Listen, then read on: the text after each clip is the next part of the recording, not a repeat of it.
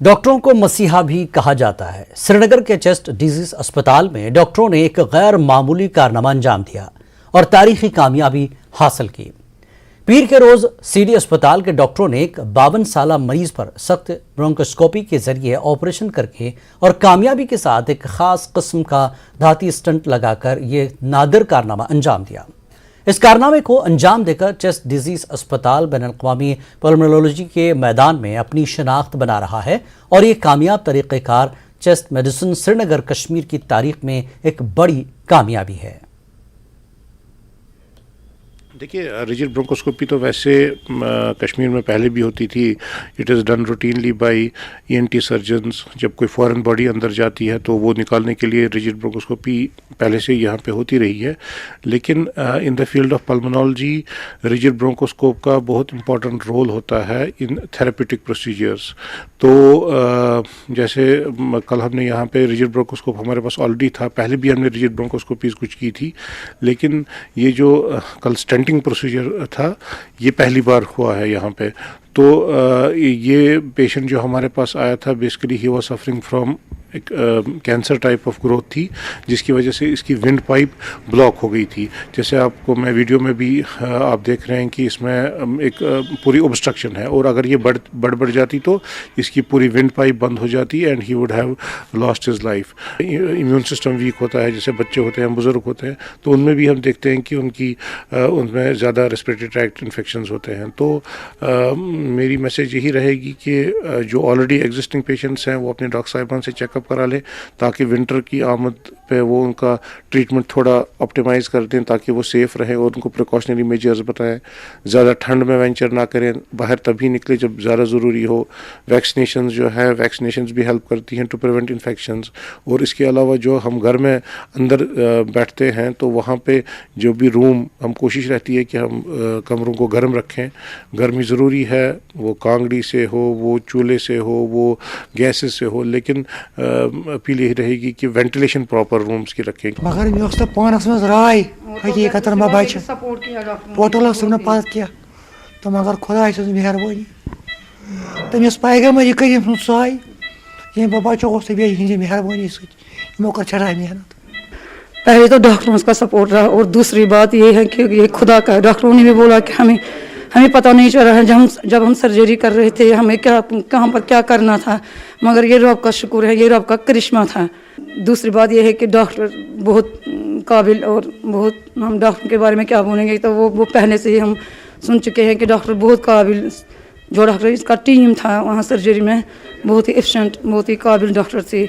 वह ये हैरत अंगेज़, हम खुद हैरत अंगेज़ हो गए जब हम अंदर सर्जरी कर रहे थे। ये तो पहली बार हुआ है, पहली सर्जरी कश्मीर में हुई है, ये जो सक्सेसफुल हुआ है, ये सक्सेसफुल हुई है ये सर्जरी।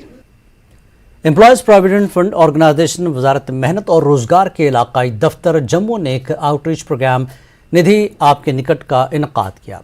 इस आउटरीच प्रोग्राम में मुख्तलिफ शिकायत और मसाइल से मुतल्लिक़ मुलाज़मीन और स्टेक होल्डर्स के आजरों को एक मुश्तरका प्लेटफॉर्म पर लाया गया ताकि EPFO की तरफ से उनके मफाद में उठाए गए नए इक़दामात के बारे में उन्हें आगाही दी जाए। आर्मी में नौकरी करता था, आर्मी से मैं 24 साल नौकरी करके घर में आया। फिर मैं सर आकर एजेंसी वालों के साथ गया, उन्होंने मेरा फार्म भरा, मैं सिक्योरिटी में लग गया। सर पहले मैंने काम किया त्रिकुटा सिक्योरिटी में सर, फिर उसके बाद पैरा सिक्योरिटी में, फिर उसके बाद BD सिक्योरिटी में। अब सर मुझे PF तीनों कंपनियों का वो है, एक BD सिक्योरिटी से मिल गया है। अभी मेरी एज जो 60 साल हो गई है, इससे मेरे को बाहर निकाल दिया गया ड्यूटी से। तो अभी जो मेरा क्लेम बनता है वो मुझे नहीं मिल रहा, दर बदर खज्जल होना पड़ रहा है। अभी 6 महीने हो गए सर मेरे को खज्जल होते हुए। सर आज इन्होंने मेरी सैयद साहब के पास, जिसके पास आया हूँ, इन्होंने मेरा पूरा मसला हल कर दिया। बोला 10 दिन के अंदर आपका मसला हल हो जाएगा। निधि आपके निकट में आया और मुझे जो मेरी प्रॉब्लम थी वो इन्होंने मुझे सॉल्व कर दिया। और मैं ये चाहता हूँ कि अगर किसी की भी कोई प्रॉब्लम है वो यहाँ पे आएँ, ये बड़े अच्छे तरीके से इस चीज़ को देखते हैं और सॉल्व करते हैं। जितने भी हमारे स्टेक होल्डर्स हैं, ख़ासकर जो हमारे मेंबर्स हैं, उनके जो भी इश्यूज़ होते हैं उनको पर्सनली हम सुनते हैं और ये हर कार्यालय में होता है। लेकिन जम्मू में मैं आपको बता दूं, इसके अलावा भी अक्सर डेली भी हम जितने भी विजिटर्स हैं उनको यहाँ अपने चैम्बर में मैं रोज़ बुलाता हूँ, उनको खुली एक्सेस है। तो देखिए, कस्टमर जो है किसी भी ऑर्गेनाइजेशन के लिए सबसे इम्पॉर्टेंट जो एक उसका ऑर्गन है वो होता है। अगर कस्टमर हमारा सुखी नहीं है, वो हैप्पी नहीं है, तो हमारा मतलब ऑर्गेनाइजेशन की रेलेवेंस नहीं है फिर। तो ये आज आपने देखा कि आपके सामने एक वर्कर ने बोला, उनका नाम था संजय कुमार, जिनको कि 8 बजे यहाँ से मैंने पर्सनली कॉल किया था सुबह में, तो वो आपके सामने विटनेस हैं। और वो आज आए थे, उनका कुछ ट्रांसफ़र का मामला था, फ्यूचर रिटेल्स में काम करते हैं वो, आप शायद मोनालिसा में काम कर रहे हैं।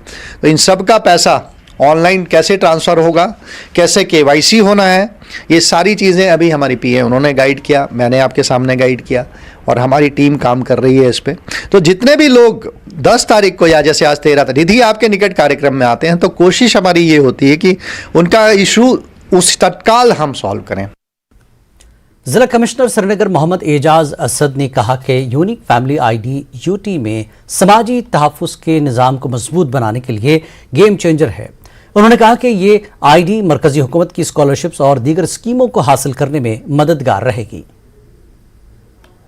फैमिली यूनिक ID के कई फ़ायदे हैं। एक तो ये है कि फैमिली में जब भी कोई मेंबर पेंशन के लिए, स्कॉलरशिप के लिए एलिजिबल हो जाएगा, तो ऑटोमेटिकल एलिजिबिलिटी उसकी आ जाएगी।